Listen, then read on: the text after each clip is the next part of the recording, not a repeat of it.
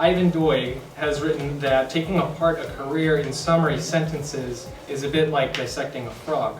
Some of the life inevitably goes out of it, in his words. But since the procedure can still be educational, however, here is the abridged dissected frog.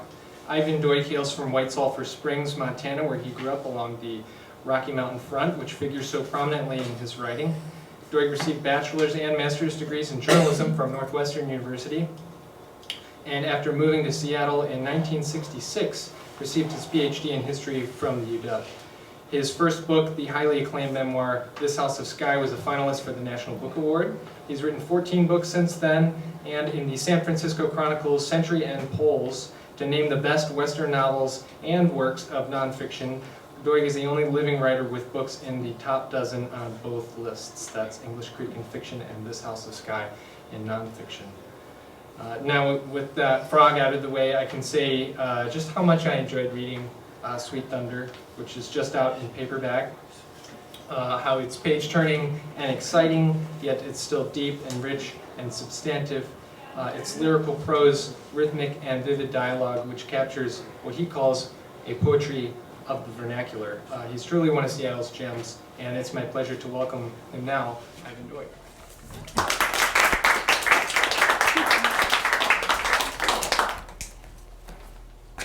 Thank you, Joe. That's considerably taller than me.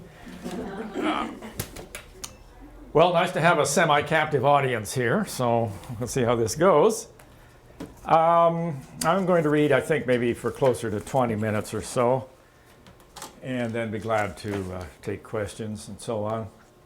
But like probably all writers since Shakespeare, I'm often asked that hard-to-answer question, where do you get your ideas? The immediate answer that comes to me out of my head, that can be taken the wrong way, so I don't give that very much. With this particular book, I finally have a more classy response as to where I got the stuff of inspiration. From Shakespeare, of course. The title, primarily, taken from A Midsummer Night's Dream, a scene in which Hippolyta, queen of the Amazons, harks back to hunting bear, in the company of the strongest man in the world, and a certain slayer of dragons. I was with Hercules and Cadmus once, when in a wood of Crete they bayed the bear with hounds of Sparta. I never heard so musical a discord, such sweet thunder. Hopefully I'll connect that title to the book in a minute here. But a second debt to Shakespeare, because he pretty much owns the property, is the bedrock idea under the story. For each novel as I work on it, usually across a couple of years, I try to keep in mind one single word that the book is about. Its theme, its plot mechanism, its personality, so to speak. For example, I believe The Whistling Season was fundamentally about compassion or forgiveness. Work Song about redemption, atoning for earlier sins. The Bartender's Tale perhaps was about conscience, what people do or don't do according to their sense of right or wrong. And at that same level, the pulse under the skin of Sweet Thunder is deliberately about identity. Personal identity, mistaken identity, although not quite the merry-go-round whirls of confusion that Shakespeare conjured so wonderfully in some of his plays. Finding identity, choosing identity. Well, onward to this book, the third novel with its central character, the genie in the bottle, once again, none other than Morrie. Morrie Morgan, shall we say, inventive teacher in the one-room school in the whistling season, and the fortune seeker at that richest hill on earth, the copper mines of Butte, Montana, in Work Song. With his golden tongue and quicksilver mind, Morrie has turned out to be such a treasure as a character that I figured it'd be a mistake not to welcome him back onto the page, let him take over the telling of this story. I've always thought that what writers are doing when we sit around in our heads all the time is trying to figure out how to write better than we actually know how. If we're lucky, one of the results can be a character whom readers love more than we ever could have hoped for. Right now, Morrie is that for me, with this book and its predecessor, Work Song, getting the most uniformly good reviews any books of mine have ever had. Back in Work Song, when Morrie first alights into Butte, the Associated Press reviewer made one of those leaps of the imagination that gladden a writer's heart. And it's a review saying he could picture the movie someday with Johnny Depp as Morrie, Nicole Kidman as Grace. But they seem to be pretty slow about reading Associated Press dispatches in Hollywood, proving once again, of course, that literary IQ rises as you come north along the Pacific coast. Well, in any case, with Sweet Thunder, still in book form, Morrie and the predicaments that seek him out now add up to a kind of unintentional trilogy. As I've kept going back with other books like The Bartender's Tale, In Between, to plots there in the old days of robber barons and Wall Street run amok. Those were the old days, I guess, weren't they? Yeah, well. The new book takes place about a year after Morrie and his dimpled bride Grace set off on their honeymoon, as orchestrated in Work Song. They've been hitting the high spots of the world, and now the holiday season of 1920 finds them in San Francisco on Nob Hill. So here we go to the opening scene of the book with Morrie as our narrator to launch the story. Morrie, don't fall off the cable car, please. At least not until we reach the top of the hill.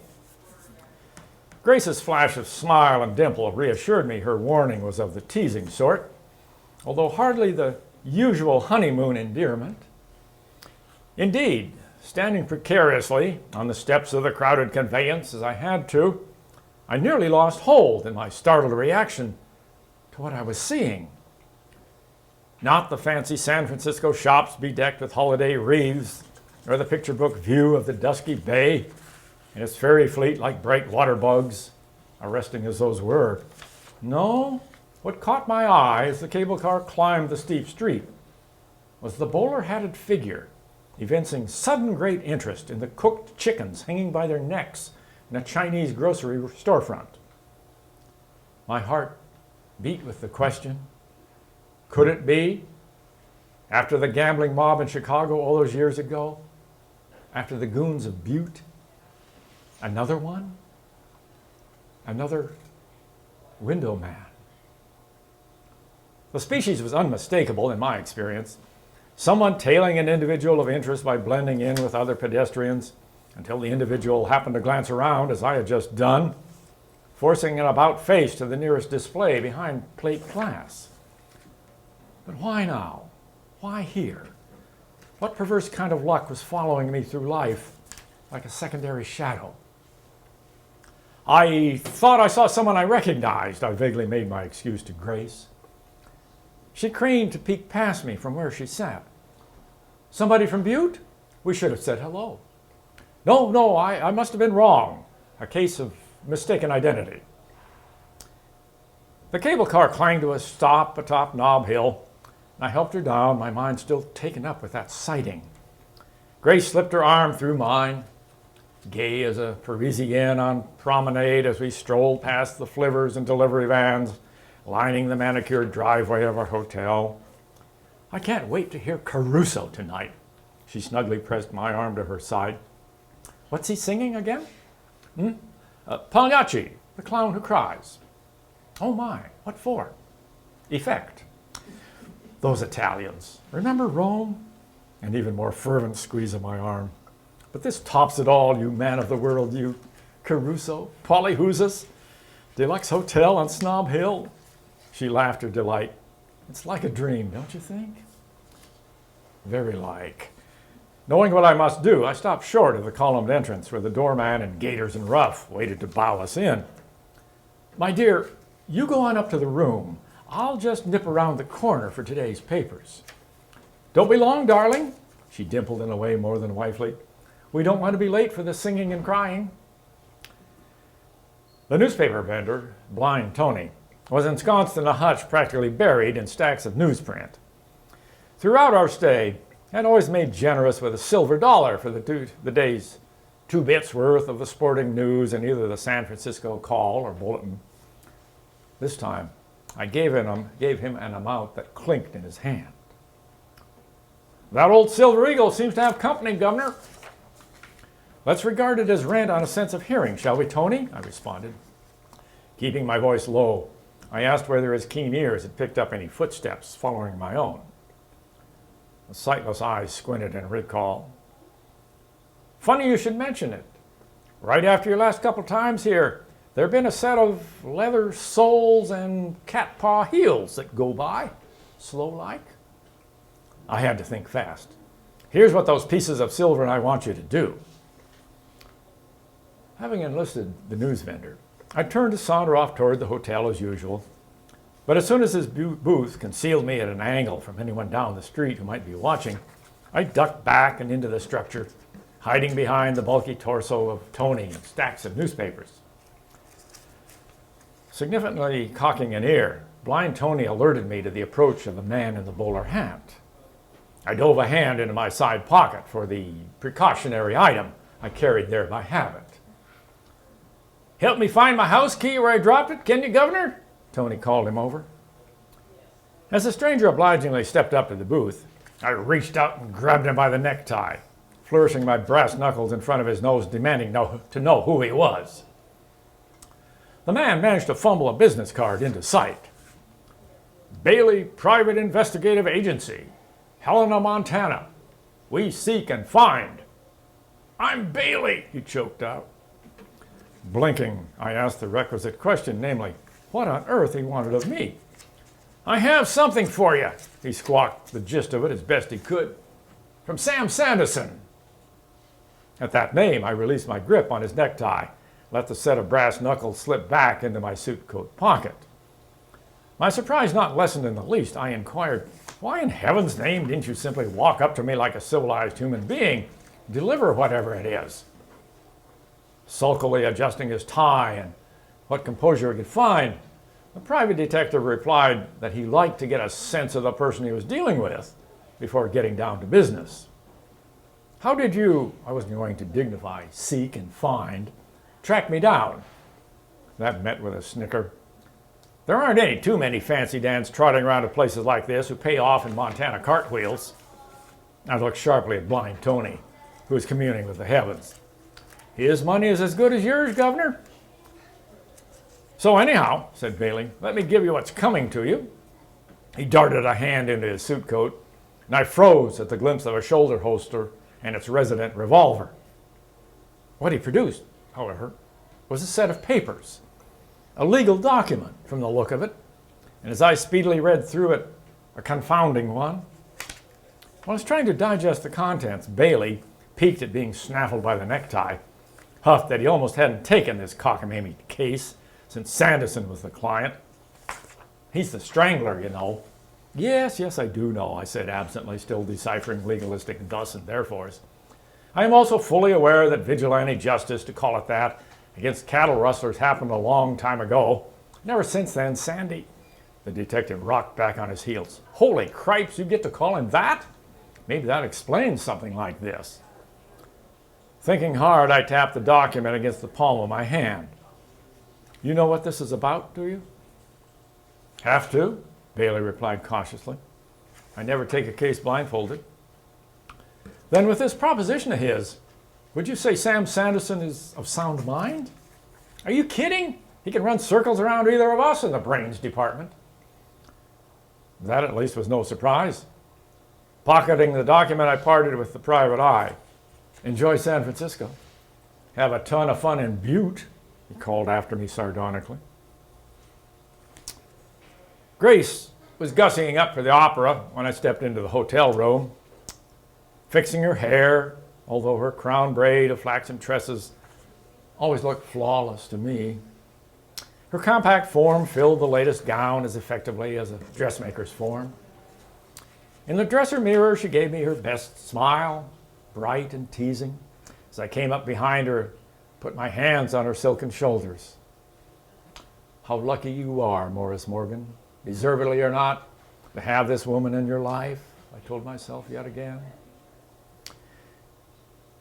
I stood rooted there, weighed down by a pocket full of legalese, as Grace with a little hum busied herself at her hair again. There are times in life, this most definitely was one, when you can feel fate and destiny pressing on you like a heightened law of gravity.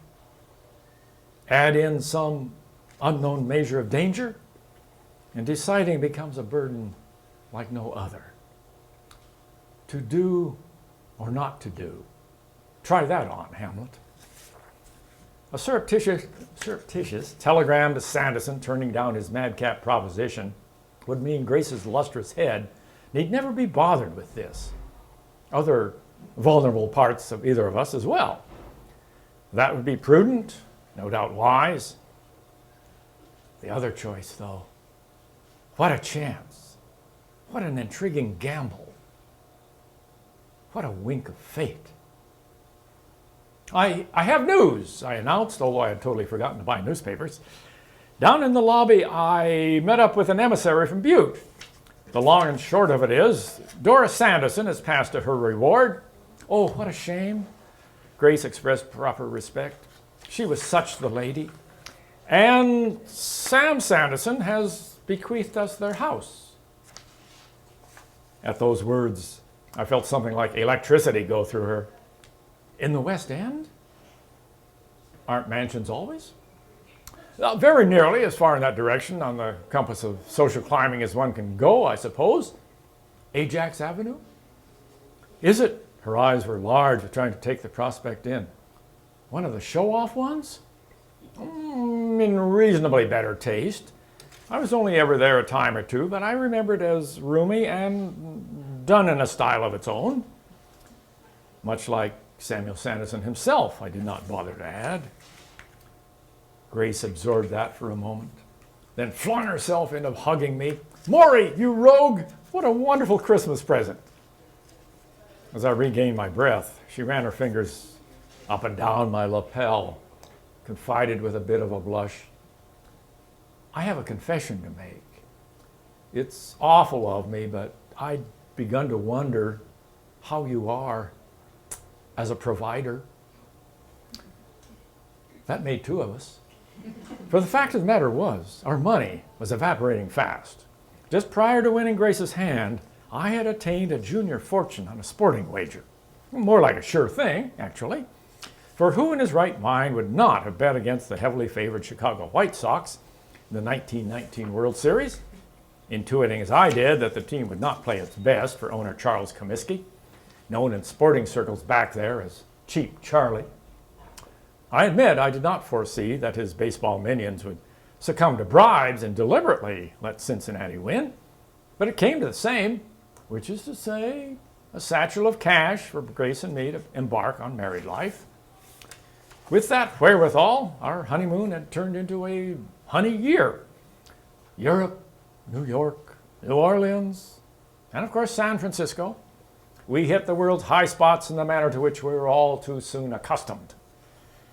The document beneath the fabric Grace was so fondly fingering had spared me a confession of my own, namely that I possessed not the foggiest notion of how to support us in high style or low once the satchel was empty. Now, whether or not we had any money, we at least had a mansion ready and waiting for the claiming. Grace, I tucked a stray tendril into her interrupted hairdo. There is one slight wrinkle in Sanderson's bequest that I should perhaps mention. Fire when ready, you splendid provider, you. The house comes with Sanderson. And that is chapter 1, folks.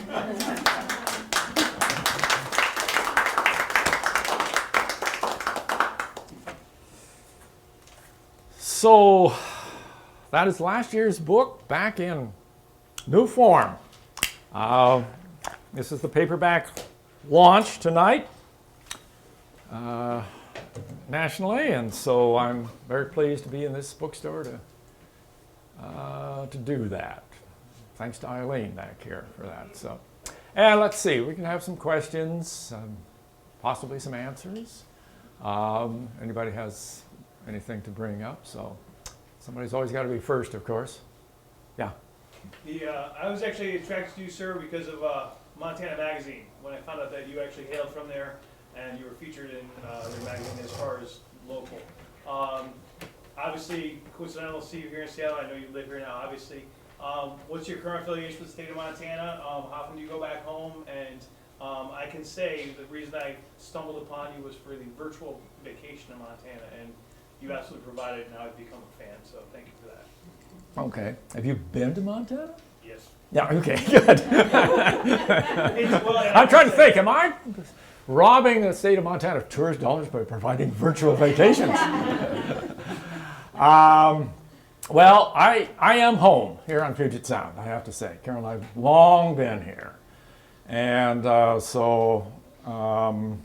I regard myself as a Washingtonian, but you know, I think places like Ireland let you have dual citizenships, and so I hope I still have some kind of an honorary citizenship back in Montana. And Karen and I are back probably a time or so a year anymore. When we were younger and more nimble and I was doing more research back there, we were back there quite a lot.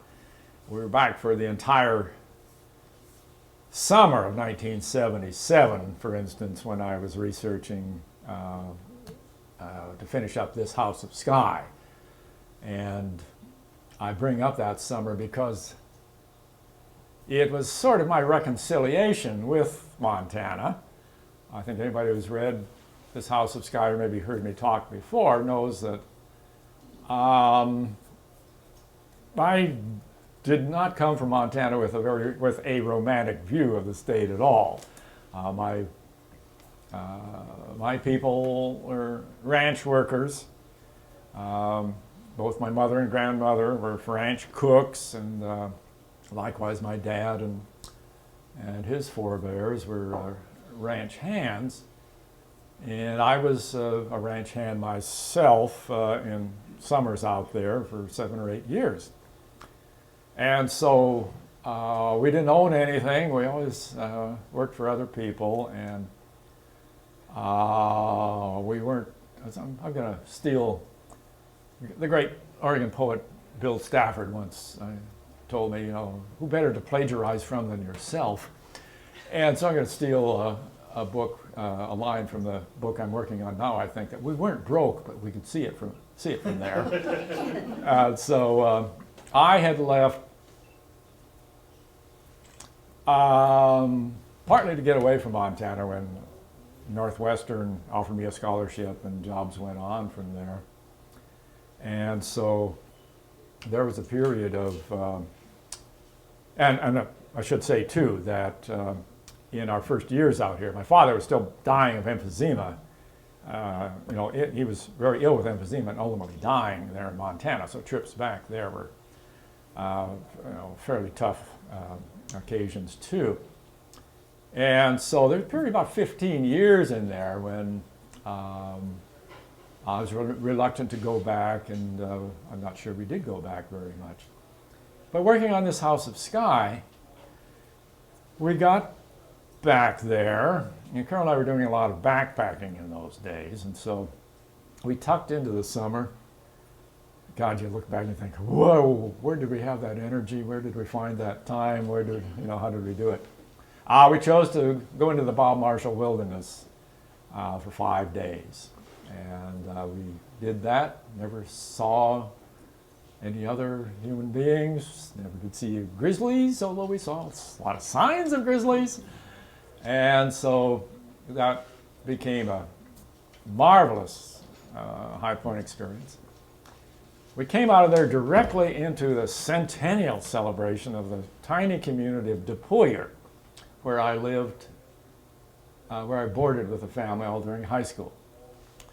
And so De Pooier knew how to celebrate. And so here is this little town. They simply shut down Highway 89 and took over, it doubled as Main Street. So they decided, well, it's Main Street today. And so tourists were steered way around town.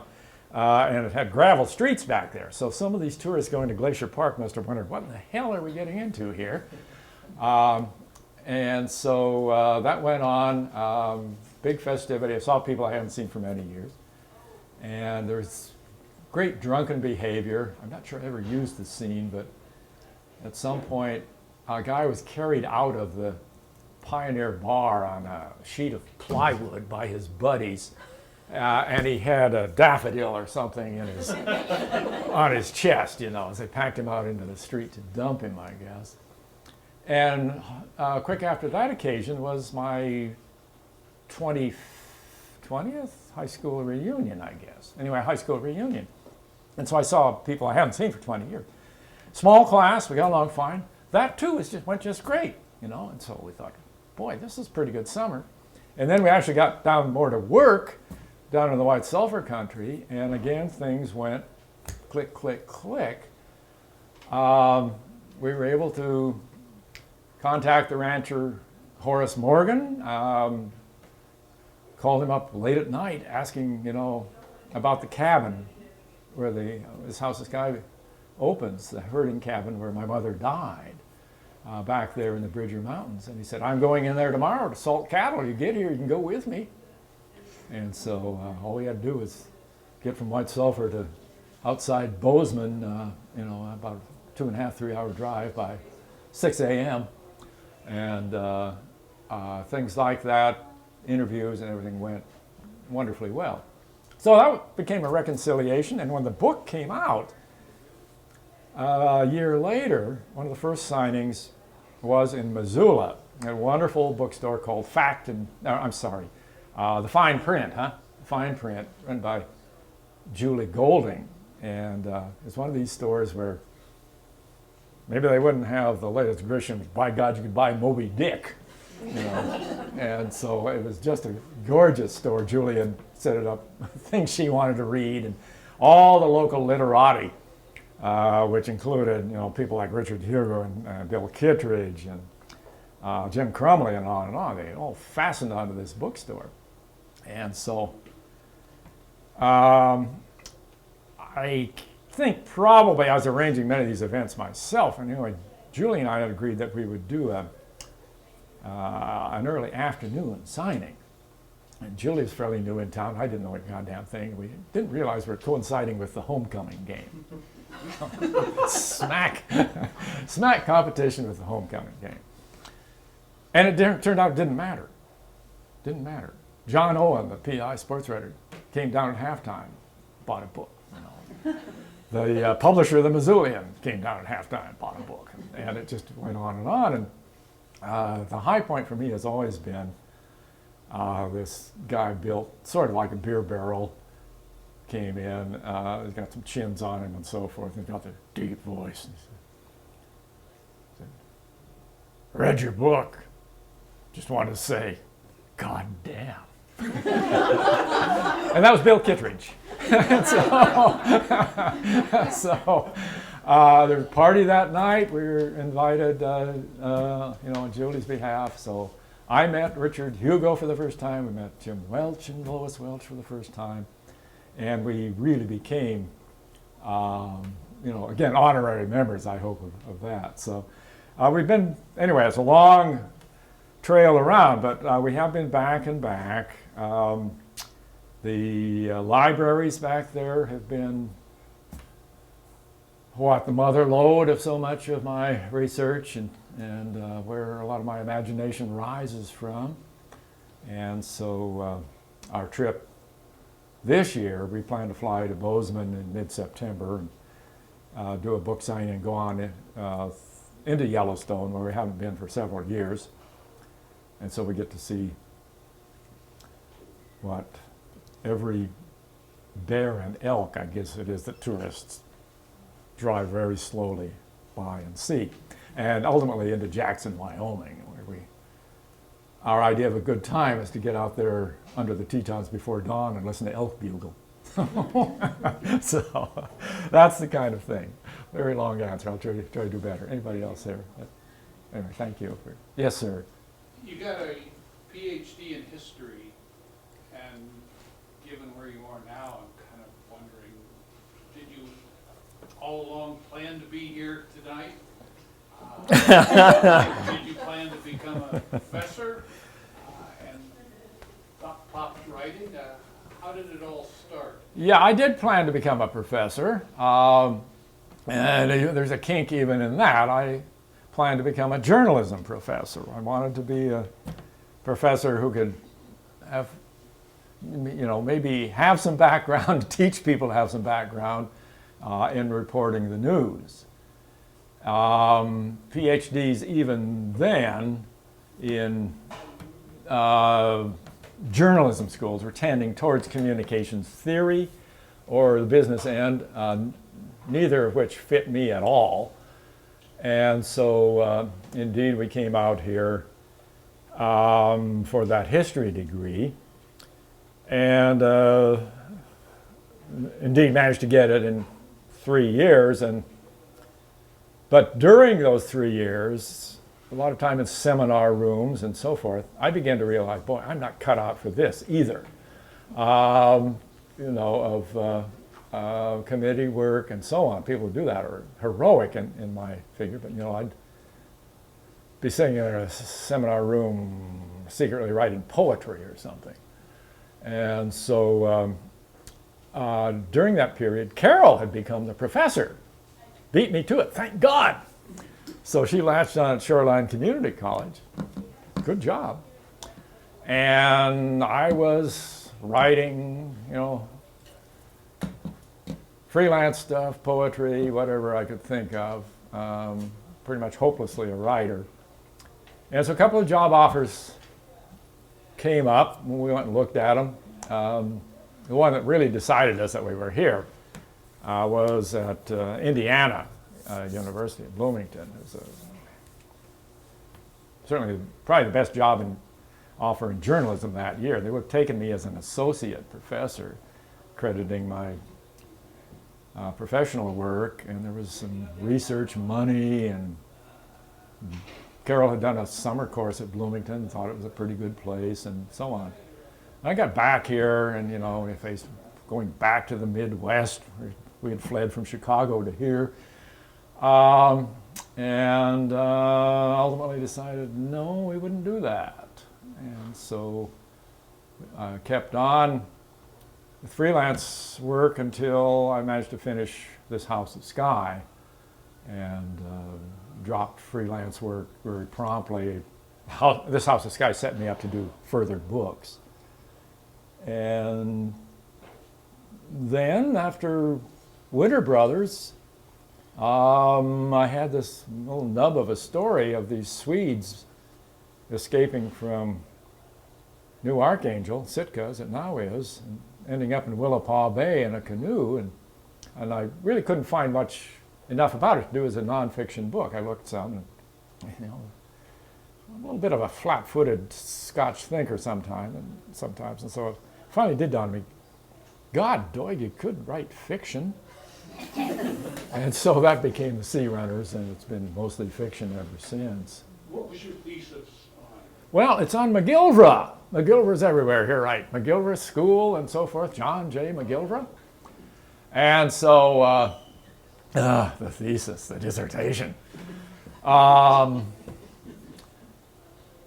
McGillivray came out here as U.S. attorney during the Civil War. He's a Lincoln appointee, a patronage appointee, and stayed on about the next 40 years or so. He was Thomas Burke's father-in-law. And so McGillivray had his fingers into a lot of things, real estate. Madison Street runs the way it does, cutting through everything else, because that was he had that cut out of the woods to get to his house.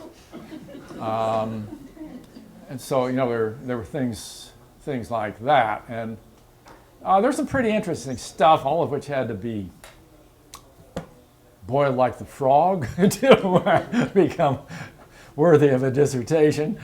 What I like best, and I eventually got a magazine article to do out of it, McGilvra and a defense attorney and a judge, usually sound like the biggest, fattest, slowest judge out of Olympia as the territorial headquarters, and maybe a court recorder, I know. They'd all get in a wagon and go out and hold court. And at that point, Washington Territory included Idaho. It went to the Continental Divide.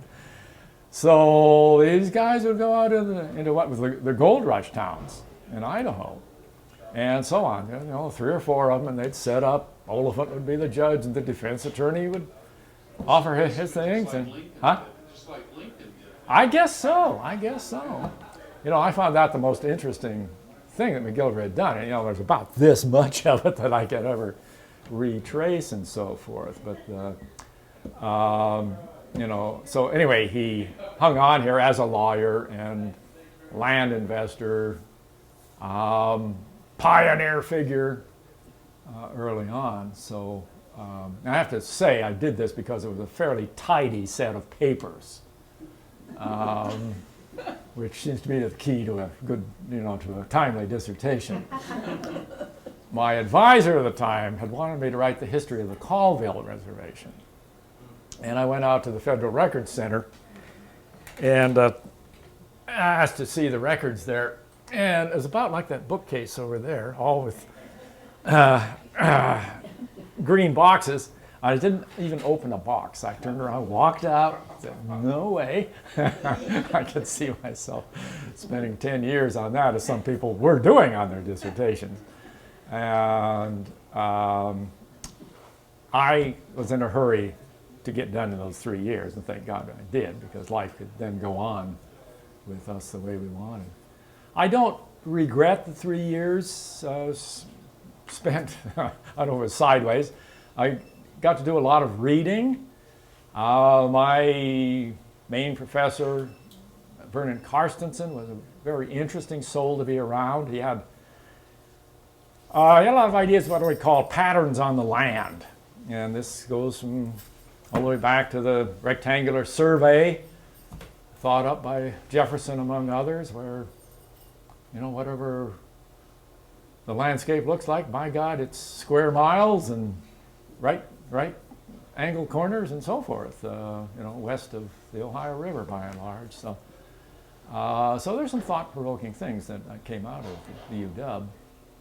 So we did well, and I guess maybe the best thing was that it seems to have planted us here forever. Yes, ma'am.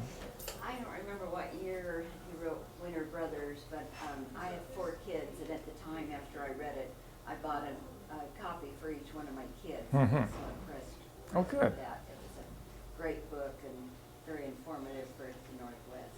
Yeah, it's still a book that's used in courses quite a bit. It has quite a following. Carol and I are just back from Oregon, and Sea Runners and Winter Brothers are both very popular down there. I find a lot of sales down there. Great book. Is Yeah. it historical fiction or history? That is, yeah, right. Librarians are always after me about that. It's a nonfiction book.